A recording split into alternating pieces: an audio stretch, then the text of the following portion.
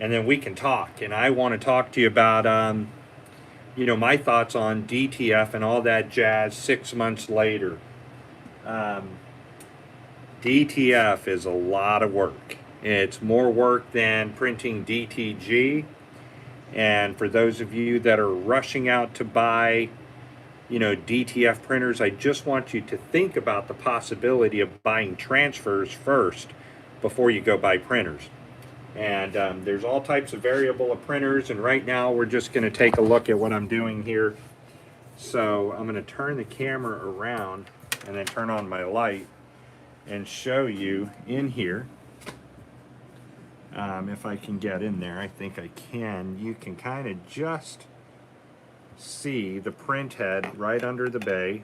So you're going to be looking in right there, and I should be able to show you the buildup on that print head in there. And I think we can see it just vaguely through that hole, so I just need to find out where that camera is. And you can see the ink built up. So I put my finger right there. But we're going to take that out, and I'm going to show you the complications of DTF. You know, the ink buildup that you're going to have, and before you actually make the decision to buy a DTF printer, well, you need to be in the business of, you know, understanding the printer, repairing the printer, and keeping that printer working, because it's a lot of work. Just yesterday, you know, probably a day before that, we went through about 70 transfers, got them all out on time, and then all of a sudden I lose all my channels. And so what I'm going to do is take out the print head here. There's a couple of screws, and this is freebie lessons right here. There's a couple of screws in the print head. We need to move one here, one back here, and then one all the way back here. You got to take those out to get the print head out. Prior to that, there's two screws in the Epson P600. There's a screw hole right there. You see that there, and then there's one right there. There are different sizes. And of course, right here, you have 4 different screws that go into here. Now, give me a second and I'll take this out. If you have any questions, thanks for tuning in and watching. Really appreciated. Because a lot of you have bought your DTF printers from us, and the nightmare is just beginning. I really think, knowing what I know now, that the average person is not going to put forth the effort to keep a DTG or DTF running. It is a lot of work to keep these machines tuned and running. It's literally a full-time job just to keep 1 or 2 DTF printers working, and we have several here at our shop. Just the ink buildup is, you know, aggressive. And as I said, more so than printing with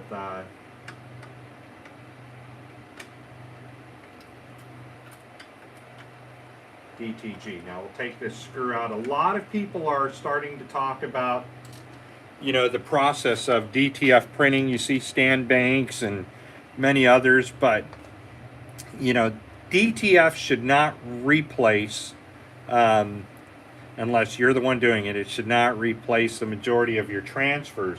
It can, and if you're ordering transfers from somebody and you're letting them do all the work, it's a great trade-off. You know, something that I think about consistently. But, you know, when you get your prints look great. They look fabulous. What's up, Juan? How you doing, man? I'm talking about DTF and all that jazz. And sometimes it's not a good jazz. So what we're going to do is we're going to pull out this print head, and we're going to take a look at the buildup of ink around this print head just for you all to see. Now this is from yesterday, okay? See if I can get this camera to come this way and you guys can see, you know, the buildup of that ink. You see that white ink all around here? See if I can just put that light down like this, and just how, you know, dirty the head is, and it, you know, yet we're still printing.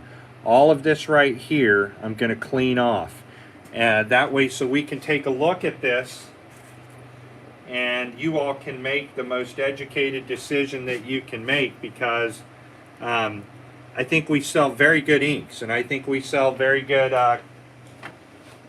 film and very good powder, without a doubt.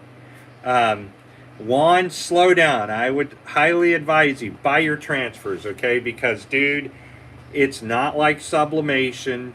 It is not self-sufficient machine. This DTF requires a full-time staff, a full-time printer, cleaning the print head, running the printer. It's not like a DTG like we have sitting right over here, you know, in that area over there, that you can just leave off for a few days, come back and run a cleaning. Listen, these inks will start to separate fast. If they're not used in 1 to 2 days, you're going to have some separation issues. And then, of course, once the ink starts separating, you know, you got to shake your carts, and then you got to flush all that ink out, because, you know, the titanium and the water is now 2 different sediments they've mixed. So what we're going to do is clean this print head as best as I can. And for that, I'm going to need another foam tip.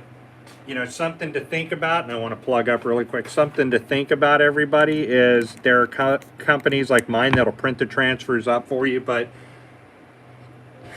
you know, at times, right, I have issues, and most of the time we flow through, you know, and get our jobs done. We're going to get our jobs done today because I finally got all the air out of the lines. Just out of nowhere, I got air in my lines. But let's take a look at this, because now you can really see that white ink buildup. That's from 1 day, and I take my print head out every single day, okay? It is part of the maintenance of this printer. However, I'm not running, you know, 10 transfers a day, you know, printing for my own business. We're running transfers for a lot of people around the world, or a lot of people around and inside the world, as I should say. And the buildup of this ink, you know, if you have ink buildup, as the print head is moving across the film, that buildup down there is going to grab your film, and it's going to drag it just like this. And you won't know it. You can have a clean nozzle check, as I did. You can have a clean nozzle check, and holy shit, all of a sudden my print's dragging. Is it my board? You know, is there ink on the bottom of the print head? And in this case, we had a lot of ink on the bottom of the print head. 1 day. 1 day is all that it takes. You know, one print to knock you offline, and if you're knocked offline, you could be knocked offline for a day. And then you're behind 250 transfers or so. So, you know, I mean, I really would love to sell everybody a DTF printer, right? Because we have a very large stock of DTF printers. But I want to tell everybody the honest to God truth. The honest truth that, you know, this is a very, very complicated process. And I think that the most people will agree with me if they're really honest. You know, there'll be everybody I know, right, that are professionals, they have problems like I'm dealing with now. If it's not this, you know, they're having problems with their resetter, they're having problems with they lose lines, and everybody's so excited to go get a DTF printer. Anybody can get a DTF printing, right? But can you keep it printing? That's where the deciding factor is. Anybody can throw off a print. Anybody can go convert a DTF printer. They can put their own inks in it. But the moment you put the ink in, I call this like a terrible ex-wife, right, who's out to torment you.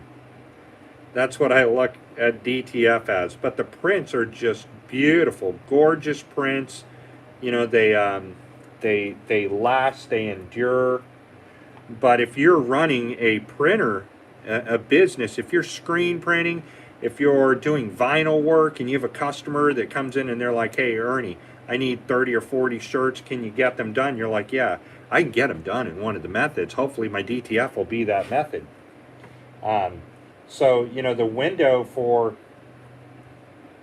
DTF printing right now is there. It's a great opportunity. You know, if you're doing a few transfers for your own business each month, it's great to do. Now we've got that print head roughly clean. I know because of the light it's really hard to see. The only thing you like about your ex is that she's your ex. Listen, dude, you know, how do you find a good DTF printer? You're going to pay a lot of money for it unless you can find a used one online or Craigslist or something like that. And then you've got to worry about whether or not it's warranted or issued. If there's any issues with it. So, you know, we're just cleaning off. And right now I can already see that I've got to take the bracket off. And that's not really what I wanted to do. Wonder if there's a way if I can just change the light right here and so that you guys can see what I'm talking about. Maybe if I do it like this. This is an Epson P600 printhead. The X5. See all that ink buildup back there? You think that's going to, you know, that's going to be problematic, right? I mean, you already know that there's going to be some buildup in there. It's a nightmare. It's a nightmare, man, and this stuff is just like built up junk from one day because I clean this thing out every day, print like hell, and then get after it. We clean it again. Look at that. I mean, there's just, you know, there's buildup on it. There's ink on it. So you're going to have to set, that's a lot of maintenance. And that's the favor that people have over white toner printing, is that there is no maintenance. The drawback to white toner printing is that it just doesn't last. You know, it's not a good product to give your customer unless you're doing rasterization, putting lines in their print. And I've had customers look at the print after I've rasterized it and go, man, I don't like it. You know, I don't like that print at all. So then came the world of DTF back in June, and, you know, started screwing around with it because at that time I had, you know, 10 or 15 P600s that I was using for converting to DTG printers. So now I'm just going to come right over here, put the print head back in, and see if I can't turn this camera around so that you guys can see it. And then while I'm doing that, you know, I'll discuss my thoughts. Should you get a DTF printer? You know, if you want free time and you want to have that free time and enjoy that free time, then the answer to that is probably you should not get a DTF printer. Buy your transfers. I'd love to say that you know, everybody should get their transfers from me, but there's a lot of companies out there that are offering transfers. We got to put in our print head correctly, and that can become really problematic as well. All the cables need to be put on exactly correct, or we're going to have issues when we turn the printer on. And hey, take it easy, Juan. Good seeing you. And you know, the options are order your transfers, buy your own DTF printer, enter the world of nightmares. Everybody that I know has DTF sorrows. I mean, in essence, it's just part of it. It's part of the game. We're understanding that this is going to occur.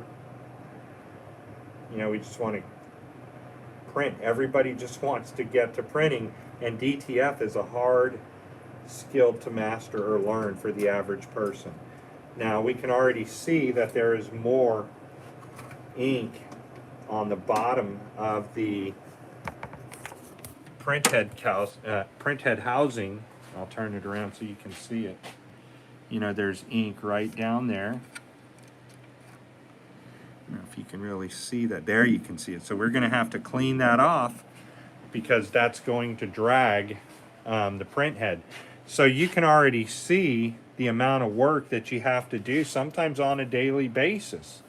And, you know, that's not always what people want to deal with, right? They just want to be able to go into their office, turn their printer on, fire it up, and go.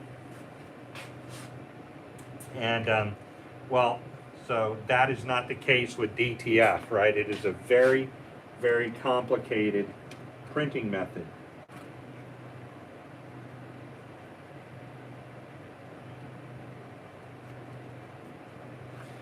If DTG had as good of results in printing, nobody would be using DTF at all, right? All the DTG stores would not be selling DTF. So another thing that you got to look at is all of that buildup, right? You've got to clean that off. If you don't clean that off, you're not going to get good prints. Your nozzle head checks are going to fail again and again and again, and you're going to find yourself spending more time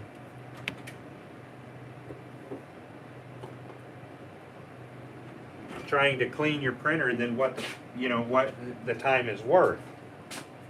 So the best advice that I can give you is let somebody who's committed to DTF printing, let them worry about the DTF printing, right? And you just worry about buying the transfers and taking care of business that way, because there's so many variables to this that you're going to experience. Ernest, my printer has lost all of its channels. And then you're going to have to go figure out why it's lost all of its channels, do a thorough cleaning on the print head, sucking through the lines. It's really an overload of work. And then your ink dries up, especially that white ink, it dries up pretty dang quick. On the nozzles anyways. And so you just have to keep doing this until you can basically get familiar with the process. And it's not going to be an easy task. DTF is a tough business. It's definitely not maintenance free. The majority of you are going to run out and be super excited when you get your DTF printer and you convert it, or you buy one that's converted, only to find out that there's a hell of a lot of work in it. And so that's why companies that print transfers, are still going to be in the market. Screen printing transfers are in the market. So DTF, for the average printer, if you have a printer like this here, a P800, P600, so CNC fix. How long can you typically leave an L1800 or P600 between prints without having nozzle issues? Not long, right? When you're talking, an hour or so, you got to run a cleaning. So these printers don't like to be left alone. The DTF inks will start giving you problems if they're not used consistently. And you can just literally see the buildup in this thing. And that's from yesterday. Yesterday, getting all of our issues aligned and figured out, and now we've got buildup issues on our print head. So now our print head's ready to go back in. And this is just the sho-nuff, as they say, the honest truth about DTF printing, because there are people out there that want to sell you printers, and I sell printers that make it look easy, and that's the one thing that I don't do. I tell people, I actually try to talk people out of buying a DTF printer because of the amount of work, and they're like, well, that's pretty stupid, man. Well, it goes two ways, right? If you buy a DTF printer and you realize how much work is involved, and then you're not fluent at just, again, you can take apart a DTF printer, you can take apart an inkjet printer, but it's more than just taking it apart, right? You have to know how to maintenance the printer and how to keep everything running and working at an operable state, and most people just seem to struggle with that, and they are not going to do it. So man, the sorrows with DTF are there, they're real, but the payoff is that the customer will love the prints. Is it honestly worth buying a DTF printer to do 20 transfers? Man, I don't know. I don't think it is. Even though the prints are superior to white toner. White toner, so the market went like this, 2012, 2013, everybody was gung-ho about DTG when it came out, and you had to buy these $25,000 to $30,000 printers. 2015 rolls around, the market introduces, DIY do-it-yourself DTF or DTG printers. Everybody's loving it. There's problems. You know, there's a few builders that creep up out there and, you know, they sold a lot of printers, but selling the printers is the easy part. You know, we can sell printers all day long, right? Keeping the people using their printers, man, that's the tough part. The average person, when they get a DTF printer, they quit. They literally quit because of the amount of work involved. And, you know, you guys know that I'm going to shoot straight with you. Do I think that the average print, if you're already used to building your business on transfers, don't change it, right? Don't change it, because what you're going to do is find that you're going to be repairing your printer, keeping it maintenance, working on it all the time more than you're actually printing transfers. But, you know, again, some people just love that challenge. I'm one of those crazy people that love that challenge. And, you know, although I could buy DTF transfers, and there's some times where we all have to because all printers are down, but in my case, I would just tear apart another printer and go after it that way and get myself printing again. But the real truth is, people, is that this is a lot of work. It's not a maintenance-free type of printing. You know, it is hands-on. You need a staff person in your business to run your DTF printer, to keep it working. You're not just going to leave it there, turn it on. All these printers have problems, you know, and you have to watch out, because a lot of the Asian companies out there, they're like, oh man, there's no problems with DTF. You know, all the inks are very good. They don't clog. Well, in essence, that's not true. You're going to be doing a lot of cleaning. My recommendation is, if you do get into it, you need to buy 2 liters and have 1 liter unused on you at all times, because you never know when you could have to go through a major cleaning cycle to get your printer working, or you know, you run through a lot of orders and it takes time to get inks unless you're getting them from us, and even then it still takes time because there's something called a bottle shortage. You know, we can't keep bottles in stock. It's a nightmare.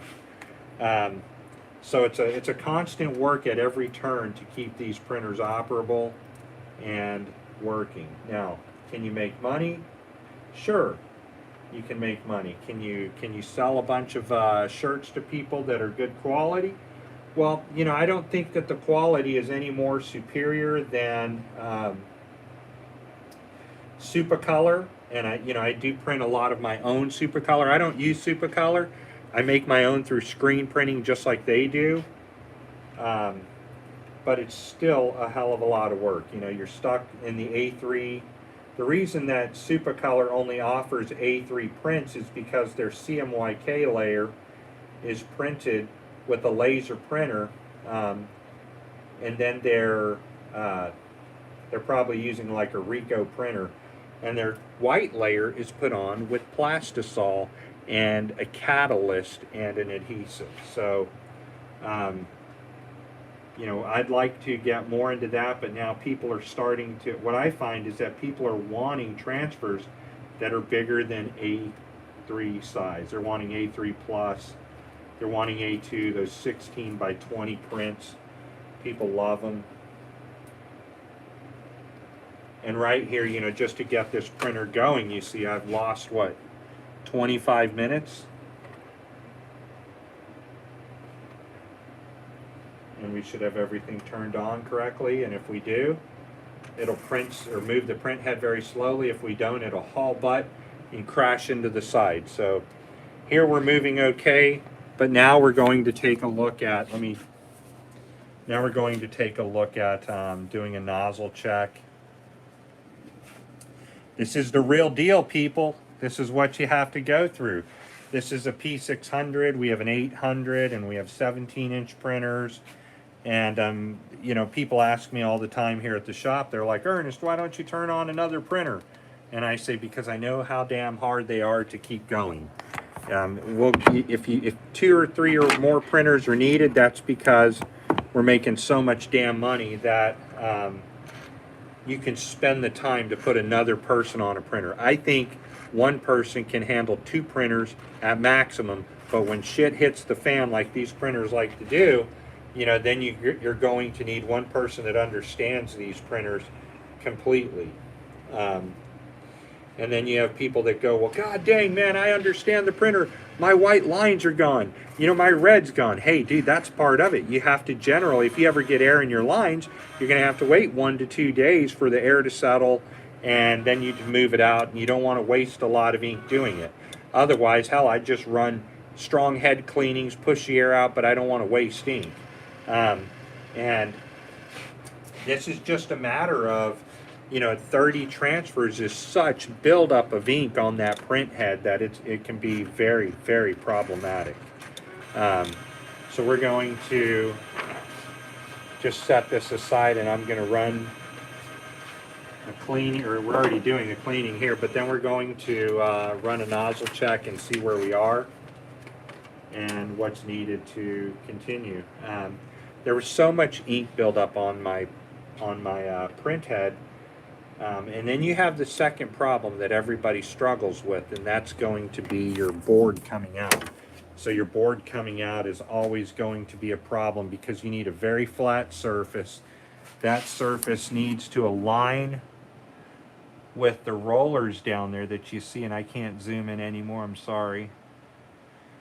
You can see where the print head's moving across and where your board is. So the average person that's out there, you know, the mama and the papa, you know, they're just doing a couple transfers. They buy from Etsy and they think they're going to make $1 million printing transfers with, you know, a small desktop printer, is in for a rude awakening. And when I say a rude awakening, man, your world's about to be rocked.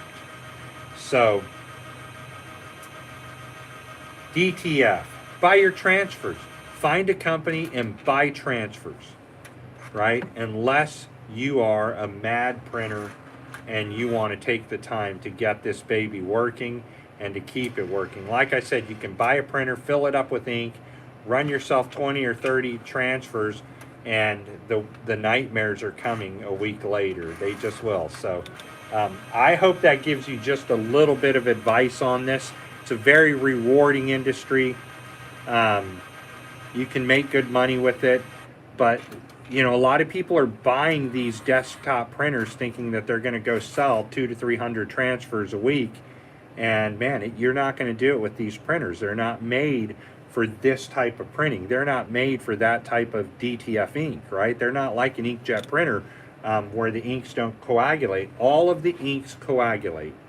People are just focused on the white inks. You know, the white inks, you got to shake and move the white inks. You have to do that with all your inks. All of the inks can become problematic. And you know, look, you can just take, I keep a general chronologue. That's the one that I just did right here, right? There's nozzle checks, but this was yesterday. That's yesterday, and they go in, you know, chronological order. So you're running cleaning, cleaning, cleaning. Oh my God, you know, what's the deal? I've lost all my lines. Well, that happens over here. You know, we've lost our magenta, half of our black is screwed up. The whites are printing fine. Now we've completely lost magenta.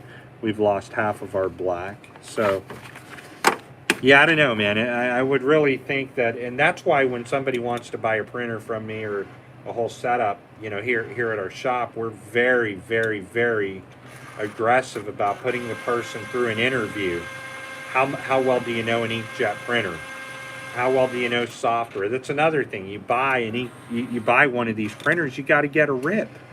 That's so you need a printer. You're going to need a rip. You should not be using pirated rips whatsoever. They're problematic. They come with a lot of issues.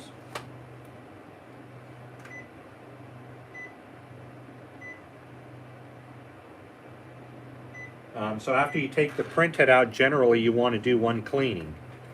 And I'm just going to see what's going to happen as we put this through and do a nozzle check, right? Because once you remove the print head from the nozzles, obviously you then have to fill it up again. This industry also has something that's called film. You print on the film, and most people don't realize that this film is powdered.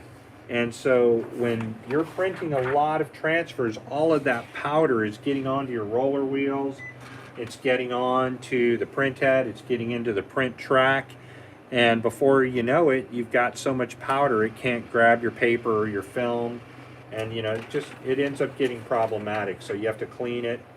We keep a can air here, plenty of foam tips, cleaning solution.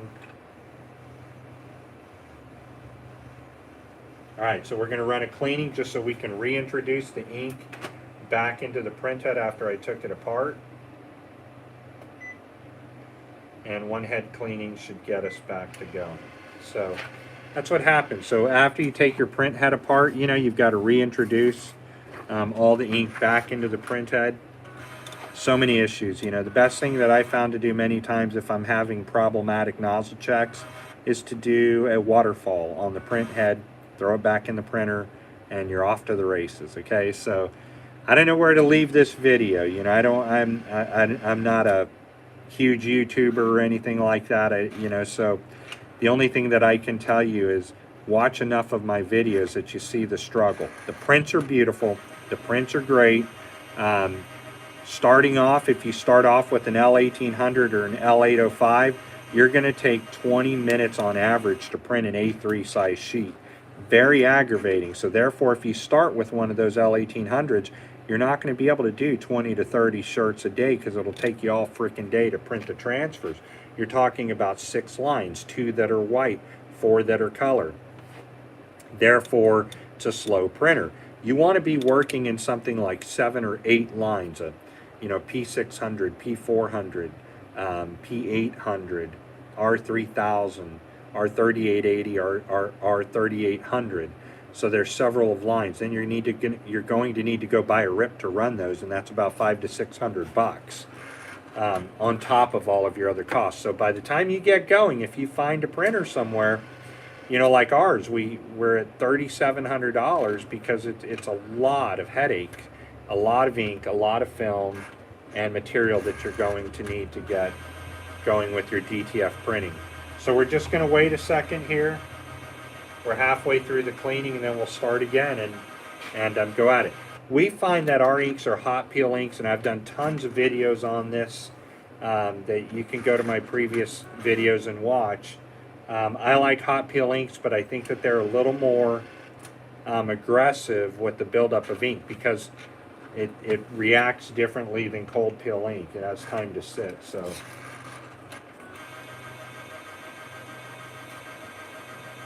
Would you get a DTF printer if you had a full-time job? You should not. You should not do that to yourself. Like I said, let the pros that print transfers put up with the headaches. And all you need to do is worry about getting the transfers and printing them, okay?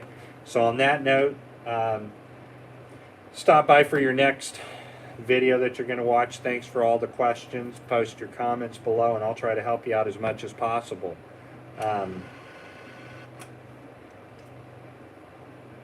You need a profile for your inks as well. Man, that's problematic too. So there's a lot of things that you're going to need to get going, all right? Your out-of-pocket expense is going to be great, and your time that you're going to lose is going to be more than you'll make money on. All right, so let's go ahead and open this up. Print our nozzle check, and hopefully everything's well on board. If not, we'll have to go back and do a stronger cleaning than what's on board in the Epson cleaning program.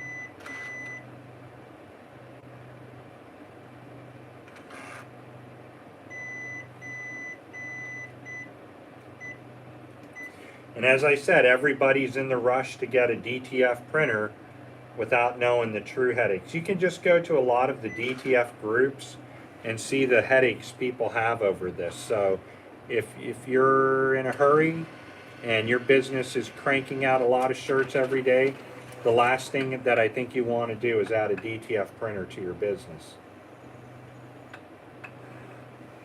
When it works, and when it's down, it hurts.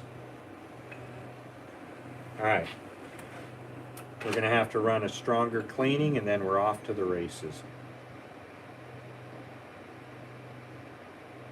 Looks like my adjustment program just shut down.